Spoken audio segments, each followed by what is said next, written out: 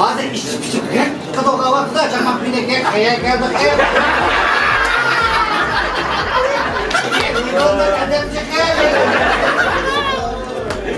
Çakmak birine karak kısmı da aşağı için kalsın.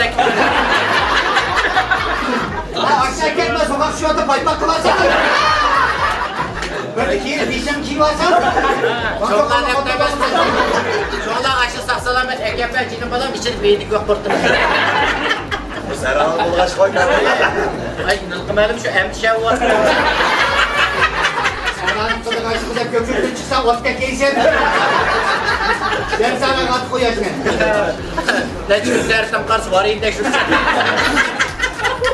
Bak koy bak beden değil. Baza için şunu bak. Lan bu ekini biz konaklarken kime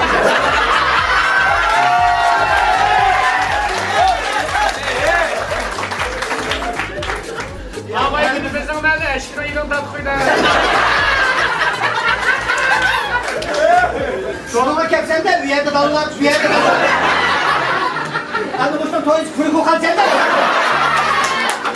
Bu bokak doğucuzluk kes konu demek yani bu mamlu. Şakirgen soyudu da hemen gelmiş. Buna bak hepsi sıkarsan yaman toplamda mı?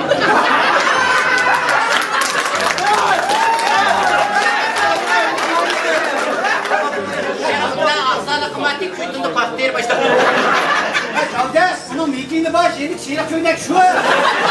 Seyrak köyünden kısık bir vardı, çay kurdu kurdu mu? Ya yine 4 saç beni uğralar.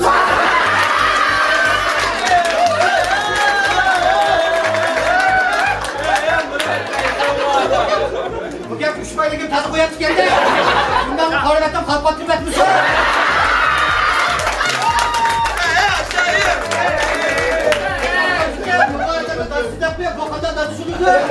Bu dansı olan kazanımda tüy kuşu.